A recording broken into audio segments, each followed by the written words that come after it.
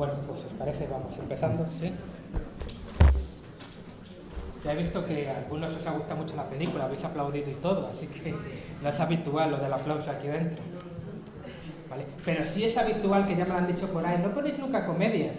No será verdad, el año pasado yo recuerdo dos comedias, y una de ellas era la de Woody Allen. Así que nunca vamos tan serios. Vale. Pues nada, cuando quieras, Jorge. Muchas gracias. Bueno, vamos a ir empezando mientras llega el resto del público. Veo que os habéis quedado muchos, eso me agrada también. A lo mejor a la mitad os levantáis. He titulado mi ponencia Crítica al multiculturalismo, Slavoj Žižek y la película El dictador. Antes de entrar en un análisis de los motivos žižekianos, como decía, de esta cinta del dictador, quería dar algunas pinceladas generales sobre quién es este maldito Žižek al que alude el título de mi texto. Si uno utiliza un buscador de internet para averiguar algún dato sobre este personaje, alguna referencia o alguna clave interpretativa sobre su pensamiento, se encontrará con una peculiaridad poco usual, y es la cantidad ingente de vídeos que aparecen sobre él. No sé si alguien antes de venir ha visto el título y ha buscado algún dato. Ojalá pudiéramos contar con conferencias grabadas de un Kant o de un Descartes, con las lúcidas charlas de Nietzsche o algunas muestras documentales de los diálogos que sostenían los pensadores griegos, o incluso con las soporíferas charlas de Hegel, ¿por qué no? Pero desgraciadamente nuestra curiosidad debe conformarse con unas pocas filmaciones de los pensadores de la segunda mitad del siglo XX y con los vídeos, que también son relativamente escasos, de autores del siglo en el que estamos. Entre ellos hay una privilegiada excepción, que es este pensador, el esloveno Slavoj Žižek, quizá el filósofo vivo más importante de nuestros días, como suelen recalcar los titulares de prensa, y en verdad se trata de un hombre con aspecto desmañado, algo barrigudo, con una camiseta siempre sudada, que habla en un inglés macarrónico, tamizado por un duro acento centroeuropeo, y que no logra evitar ciertos tics como tocarse la oreja, apartarse el pelo, sonarse la nariz, etc. Pero si uno recaba información más allá de esta fachada, se encontrará con un filósofo sorprendente, cuyo pensamiento arraiga en las teorías marxistas y en el hegelianismo, pero desde un giro psicoanalítico, lacaniano, y que además ejemplifica gran parte de sus aciertos filosóficos mediante productos de la cultura popular, como son videojuegos, iconos mediáticos, objetos de consumo y sobre todo cine. El cine que le gusta a este personaje, a Žižek, es por lo general un cine mainstream de la industria de Hollywood, con alguna mínima concesión a algún director clásico como Alfred Hitchcock, o de corte underground como David Lynch. Y por lo que respecta a sus análisis cinematográficos, cabría hablar de uno o dos rasgos que nos permiten entender la vocación de su pensamiento y el modo en que Žižek aplica el psicoanálisis para reflexionar sobre la gran pantalla. Según su opinión, el cine de la industria estadounidense es un cine preeminentemente edípico, es decir, preocupado por instaurar una serie de valores bastante convencionales, como la unión familiar, el respeto al otro, etc. Tomemos, por ejemplo, una cinta clásica como Los pájaros de Hitchcock. En una primera lectura de la película, esta trataría sobre una plaga de pájaros que se cierne sobre una población costera y que únicamente asistimos a la angustia de los protagonistas que intentan escapar de la amenaza aviar. La lectura que hace Žižek es mucho más profunda, sin necesidad de echar mano de alambicadas argumentaciones y de complejas categorías de análisis. Lo que nos cuenta en la cinta es la relación incestuosa entre una madre y un hijo, y la intrusión de una mujer dentro de esa estructura de codependencia mutua.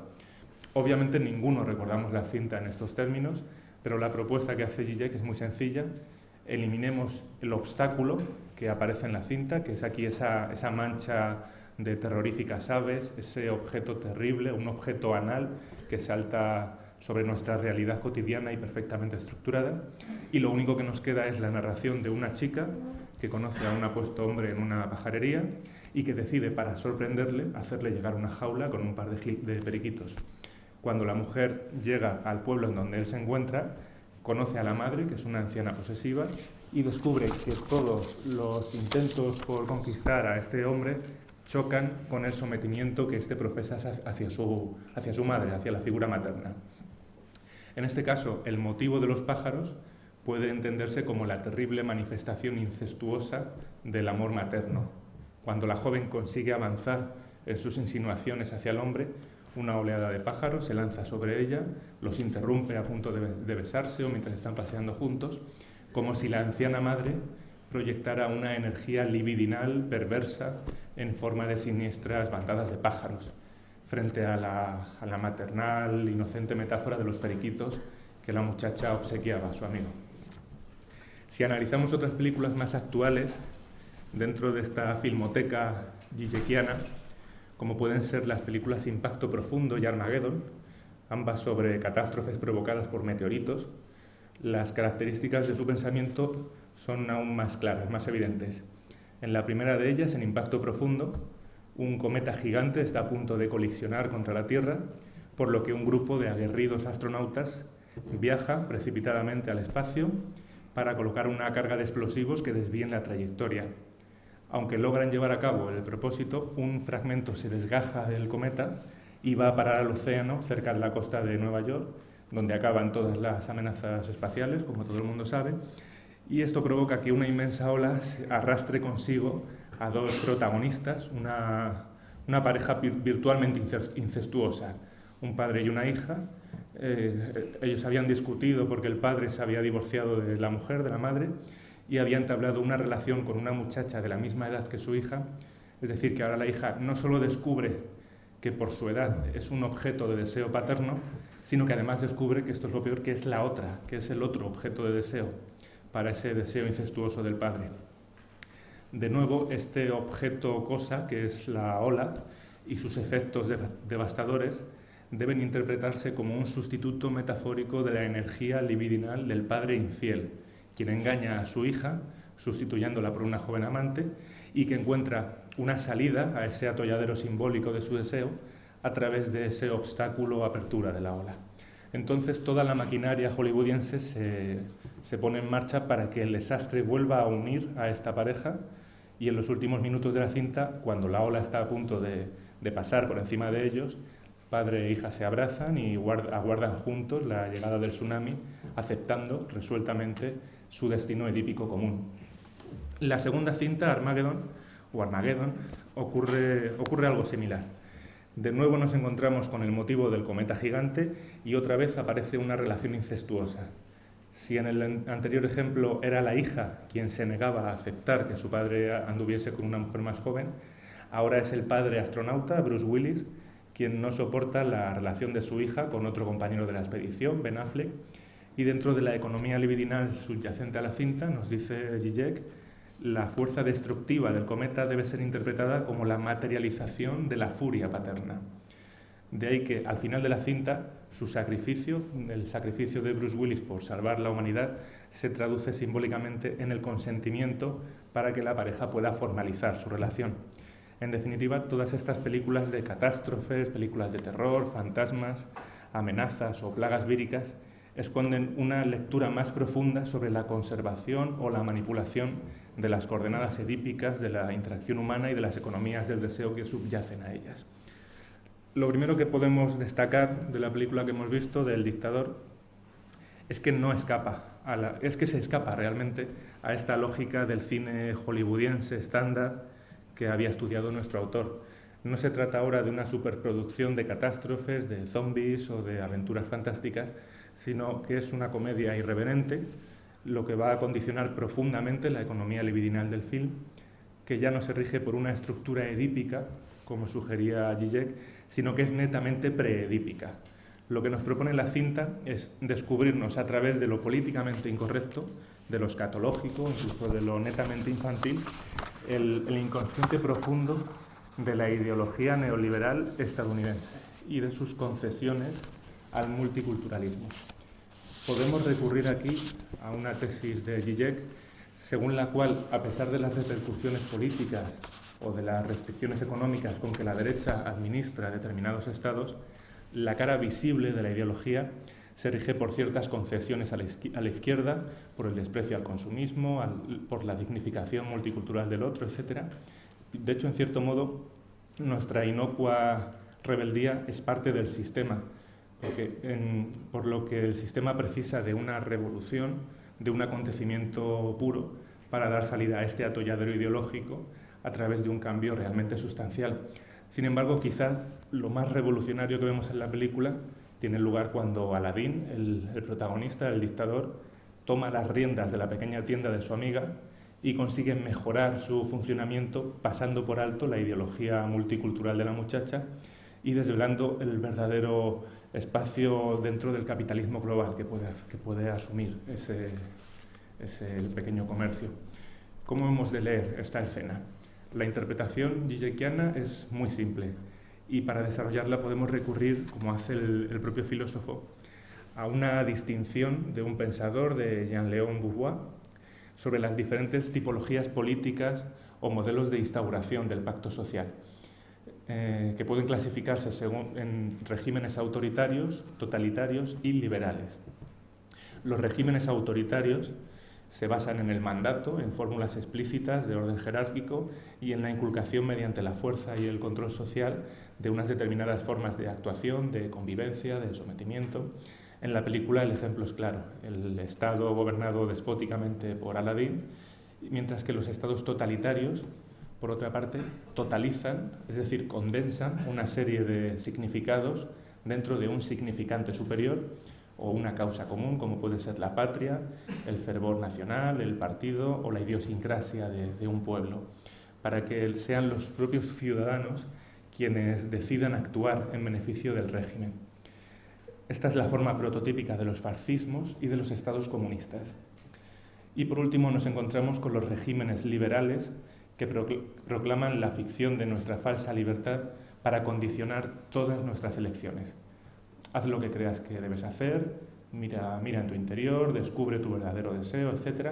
Pero haz lo correcto, porque eso es lo que quieres en verdad. Esta sería la fórmula del multiculturalismo. El ejemplo que pone Zizek para explicar estas diferentes modalidades de control social es muy sencillo. Un padre autoritario obliga a su hijo a que vaya a visitar a su abuela y le castiga si no lo hace. Un padre totalitario le explica lo importante que son los valores familiares e incluso si es un poco hábil puede echar mano de la promesa de que el niño recibirá algún tipo de retribución, algún caramelo o alguna pequeña propina por parte de su abuela como pago derivado por servir a una buena causa. Pero el caso más perverso es el del padre liberal, porque le dice al hijo que él es libre de ir o de no ir. Pero claro, a ella, a la abuela, le haría tanta ilusión que su nieto fuera a visitarla. Entonces, es decir, mientras que el régimen autoritario demanda algo específico, algo concreto, una idea concreta, el resto de regímenes nos aseguran que eso mismo que hemos de hacer es lo que queremos hacer, ya sea por el bien común, como en el totalitarismo, o por el bien individual, como el liberalismo. El chantaje emocional de este último caso, la abuela se apenaría si no fueras, etc., es la solución que funciona en nuestros días y también en la ideología de la película, hasta que el descarado Aladín llega a Estados Unidos y, al menos en principio, impone sus lógicas autoritarias. La solución de Zizek es que nuestra sociedad precisa de más dosis de totalitarismo, pues la angustia por la libertad forma parte de las patologías de nuestro tiempo. El neoliberalismo, por tanto, constituye para nuestro autor la auténtica crisis de la política actual.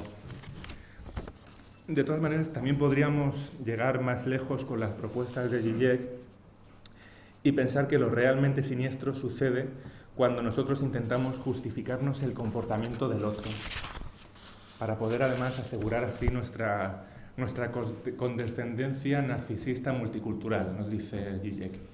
Podemos hablar aquí de las escenas en las que Aladín, el dictador, habla ante las cámaras y un par de locutores interpretan sus gestos comentan cada acción y cada mueca desde una segura distancia eurocéntrica, y comparar esto con una escena que hemos visto hace poco en nuestros televisores durante el funeral de Nelson Mandela, en donde un intérprete de signos sufrió un ataque de psicosis esquizofrénica y se dedicó a hacer aspavientos sin sentido.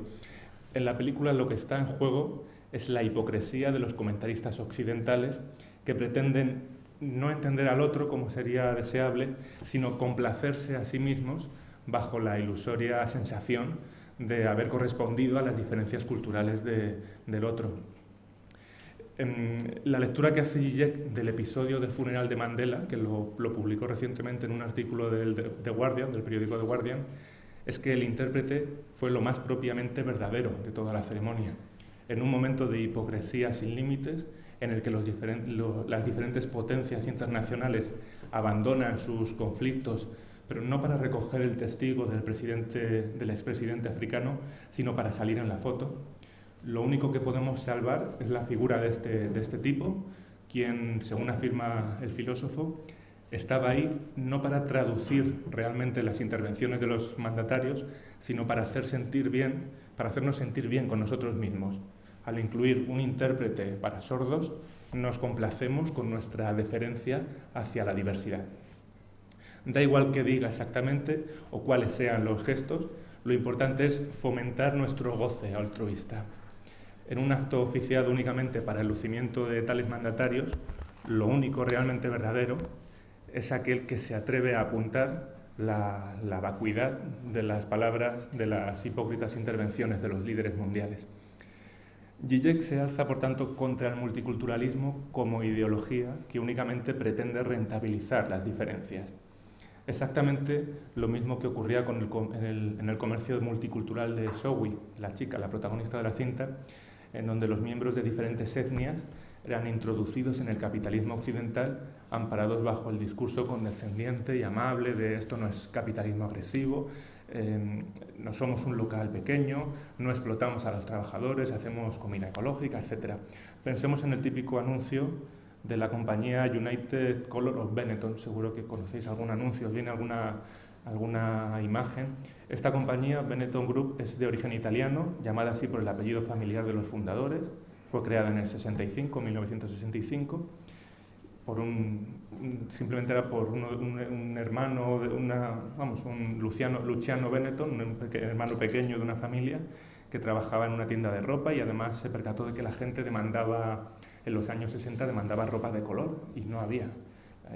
Toda la moda era tonos grises y demás.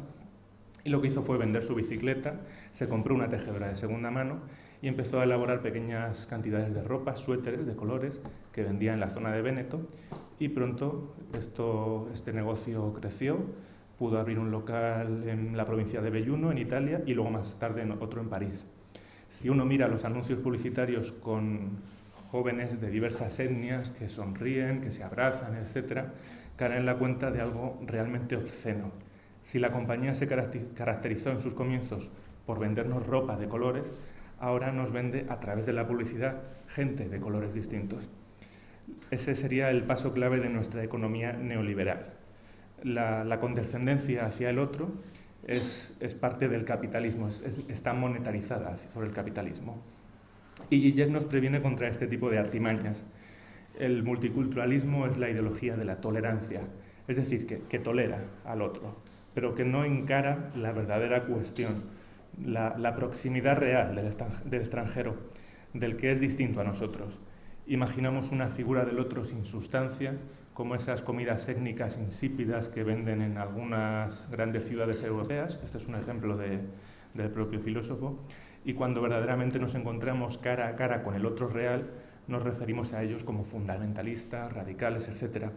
Hay un ejemplo de un antropólogo que se llama Marc Auggy, que dice que hay una escena cotidiana en la televisión en donde vemos que una pareja de concursantes ha ganado un viaje a Marruecos y saltan de alegría, pero luego esa misma pareja de concursantes llega a su casa y no soporta que sus vecinos sean moros. Esa sería una escena para descifrar las claves del multiculturalismo. Las aporías, los calzones sin salida, las paradojas de este modelo multicultural tolerante y neoliberal surgen enseguida. Si hemos de tolerar al otro, hemos de tolerar también la intolerancia del otro, sus ideologías xenófobas, sexistas, homófobas, etc. O ya aceptamos a los homosexuales, pero no aceptamos que muchos países árabes no lo hagan.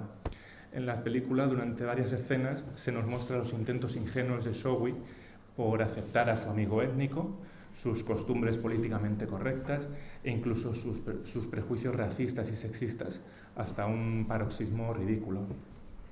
Mientras que Aladín encara al otro, lo rechaza o directamente le impone sus propios criterios de verdad, ella adopta una actitud contemplativa, idealista, etc., que podemos poner en relación con cierto sentimiento de culpa occidental, como nosotros os hemos colonizado durante siglos, os estamos haciendo fabricar zapatillas, explotamos vuestros parajes naturales y llevamos nuestras agresivas políticas económicas hasta vuestros países, qué menos que tolerar vuestras costumbres.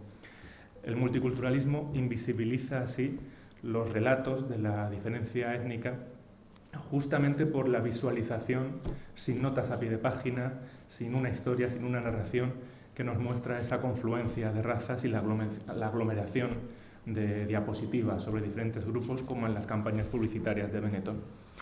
La tolerancia multiculturalista maquilla estas diferencias justamente mediante la apología de lo diferente. Ya no hay que destruir al otro, como en las guerras coloniales o en las luchas revolucionarias, sino mantenerlo a la justa distancia, tolerarlo en definitiva, y capitalizar las diferencias como oferta de mercado diseñadas a medida. Zizek critica en este punto nuestras sociedades literalmente descafeinadas. Se vende café sin cafeína, Coca-Cola sin azúcar, ahora tenemos cigarrillos sin nicotina y además tenemos un otro sin otredad, sin lo más puramente siniestro, pero también íntimo, que habita en el otro. En este punto, Zizek suele recurrir a un argumento que parte de una idea de Levinas, que es un filósofo judío que ha caracterizado muy bien la importancia del otro, la ética hacia el otro, y lo que nos habla es, Levinas nos habla de cómo a través del otro, del rostro del otro, podemos confeccionar una relación ética. El otro es un rostro que nos interpela, que responde a nuestras demandas o que las niega. Sin embargo, al mismo tiempo que alberga esa demanda ética, el rostro puede mostrar algo más, una especie de perturbación siniestra que Zizek identifica con un concepto del psicoanálisis que es la cosa freudiana, esa especie de mancha sublime que no podemos entender, que no podemos detectar, que es una especie de realidad insoportable que intentamos incorporar en vano a un relato simbólico. El multiculturalismo nos entrega el rostro del otro como máscara. Es decir, tenemos una otredad de mentira plastificada para poder congraciarnos con nuestra propia condescendencia hacia los demás. Y en la película El dictador aparecen varias escenas en donde se muestra perfectamente este argumento zizekiano o levinasiano, en donde Aladín, por ejemplo, ha decapitado a un tipo, a un negro, y se ha quedado con su rostro con el que juega y gasta bromas a su compañero, el científico. La lectura que hemos de hacer es que Aladín se burla del multiculturalismo que convierte al árabe, al negro, al judío en una careta con la que podemos lidiar, pero que oculta al mismo tiempo la autenticidad fundamental de su rostro, ese más allá de su identidad, que queda fuera de todas las negociaciones multiculturalistas. Si bien no tengo constancia de que Zizek haya escrito algún párrafo sobre la película El dictador, sí que comenta otro trabajo del mismo actor protagonista, de Sacha Baron Cohen, que es el protagonista del dictador. Y Zizek nos habla de una película, Borat, también dirigida por Larry Charles, el mismo director que aquí, en donde Baron Cohen se disfraza de un periodista kazajistaní que da nombre a la cinta, Borat, y que viaja a Estados Unidos porque ha visto un capítulo de Los Vigilantes de la Playa, una reposición, por supuesto, y ha quedado prendado de la voluptuosidad de Pamela Anderson. En su periplo por Estados Unidos, por encontrarse con esta actriz, nos encontramos con situaciones muy similares a la de la cinta que acabamos de ver, en donde el inadaptado periodista de una Kazajstán profunda intenta documentar las costumbres americanas, estadounidenses, y adaptarse a las mismas. Como escribe Zizek, lo más subversivo de Borat no radica en los momentos en que el protagonista es maleducado y ofensivo, para nuestros oídos y ojos occidentales por lo menos, sino al contrario, en aquellos otros en que intenta desesperadamente ser educado. En la película que nos ocupa pasa exactamente lo mismo. Aladín no debería reclamar nuestra atención por decapitar a sus guardias, por criticar a los occidentales, a las mujeres o a los que son diferentes a él, sino por asumir de forma autoritaria las riendas del negocio de Zoe, su amiga, y por caracterizar mejor que ella las lógicas implícitas al modelo capitalista. Mientras que Zoe se empeña en enmascarar las facetas que funcionan dentro del capitalismo a través de vías supuestamente alternativas que por otro lado no dejan de alimentar este sistema, Aladín le muestra que su política de negocio horizontal, su filosofía New Age, enmascaran bajo la forma de un rostro amable las mismas funciones que operan en otras manifestaciones más agresivas de capitalismo. Cuando Aladín toma las riendas del negocio, demuestra que bajo las lógicas neoliberales se hallan todas las posibilidades del capitalismo más autoritario y que no hace falta nada más que asumirlas, tomarlas prestadas para que aquello que la ideología multicultural pretendía destruir se vuelva otra vez operativo e incluso se haga más fuerte a través de esa ocultación. De este modo, el discurso multiculturalista no tiene otra finalidad que reconocer la incompletud del resto de programas culturales junto a la suya propia, para asumir con ese gesto su propia hegemonía. La universalidad es paradójicamente nuestra, nos pertenece, es nuestro gran legado occidental a la civilización y nos aferramos a este legado contra viento y marea, lo que acaba destruyendo una universalidad auténtica dentro del proyecto global. Así es como operan las políticas multiculturalistas. Somos libres de respetar al otro, pero siempre que el otro actúe libremente bajo nuestros criterios de libertad preestablecidos.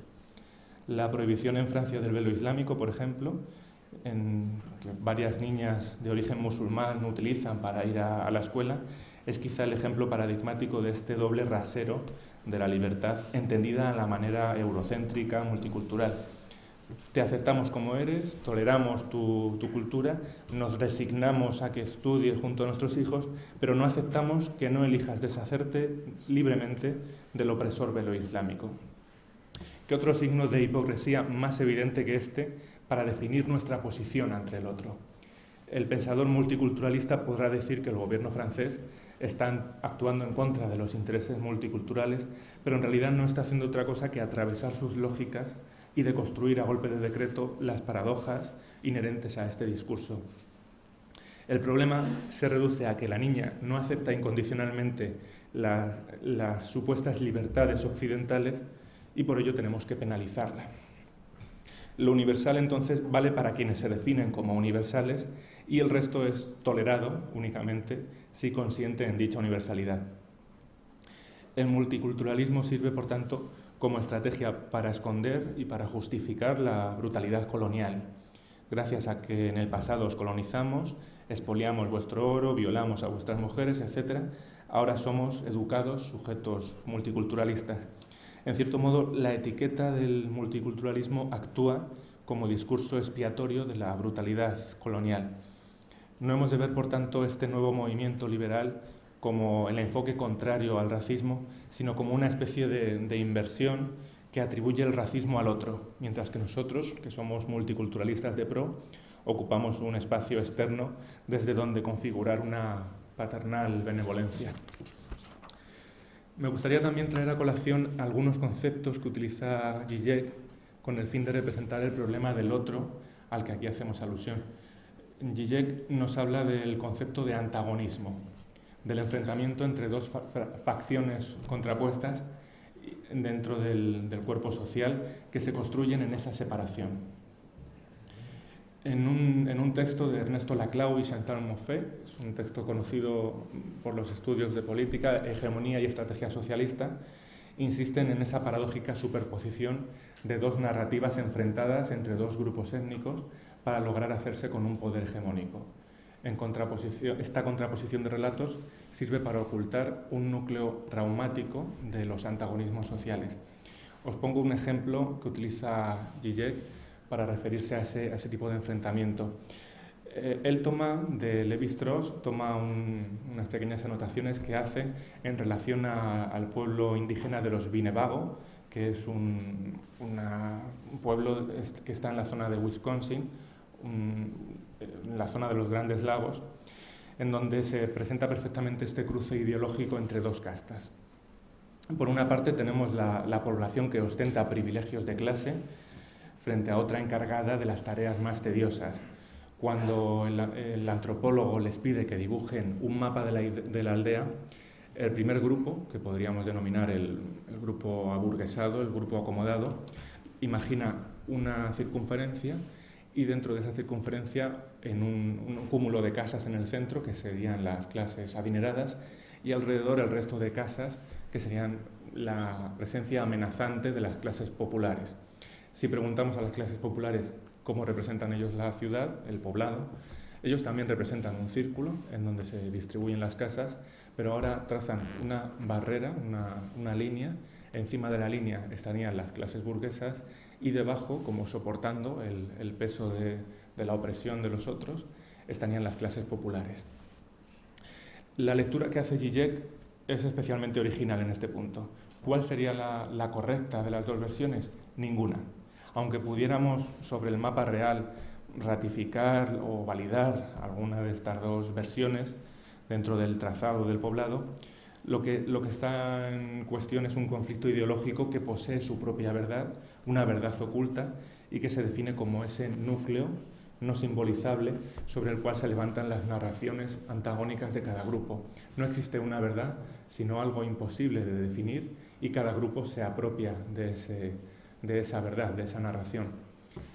Entonces, para terminar, y un poco en homenaje a Zizek y a ese fino talento que tiene a la hora de incorporar la cultura popular a los análisis filosóficos, podemos recurrir a un ejemplo conocido en nuestro entorno cultural para traducir el análisis de las confrontaciones de los Winnebago a nuestro contexto multiculturalista. No sería esa representación de dos o más clases, la podemos observar, por ejemplo, en el videojuego Candy Crush Saga, que algunos lo conoceréis porque o jugáis en el móvil o habéis visto a gente jugando a reunir piezas de caramelos del mismo color. En varias pantallas del juego, nuestro cometido es acabar con una masa gelatinosa que ha aparecido debajo de las fichas de caramelo. Para destruir esa masa amorfa, que sería algo así como el material no simbolizable del conflicto ideológico entre grupos enfrentados, es preciso encadenar varias fichas de caramelo del mismo color, como si se tratara de una confección, de un relato, de una narración particular, una narración étnica, a partir de piezas verbales. Estamos aquí ante una representación del multiculturalismo, de sus aporías éticas, de sus callejones sin salida, de sus paradojas. Las fichas de caramelo simbolizan las distintas agrupaciones sociales que comparten un territorio, pero que en última instancia únicamente funcionan cuando se reúnen y son capaces de dar cobertura simbólica a su propio relato étnico. El despliegue de diferencias, que sería la fantasía ideal del multiculturalismo, es inútil para el videojuego. Dejaría los conflictos debajo, esa masa amorfa se quedaría igualmente debajo, no podríamos pasarnos la pantalla, por decirlo dentro de la lógica del videojuego, y la única solución política sería la reivindicación de las identidades étnicas particulares en lugar de la mera exposición de lo diferente y su forzosa acumulación, como en un cartel de publicidad de Benetton. Es decir, que para avanzar en la partida es preciso que varias fichas se unan y construyan ese relato común de su identidad, algo que el multiculturalismo niega o que deja a un lado, y de este modo el popular videojuego Candy Crush serviría, por lo menos dentro de la ficción, para solucionar el conflicto ideológico que nos proponía otra película, la película Matrix. ¿Tomamos la píldora azul para volver a la realidad cotidiana o tomamos la píldora roja y despertamos?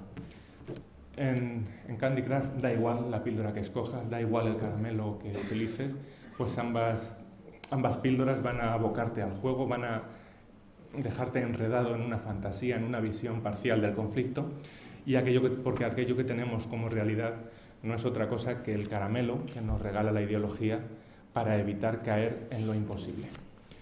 Y yo con esto ya termino. Os doy las gracias por vuestra paciencia. Muchas gracias.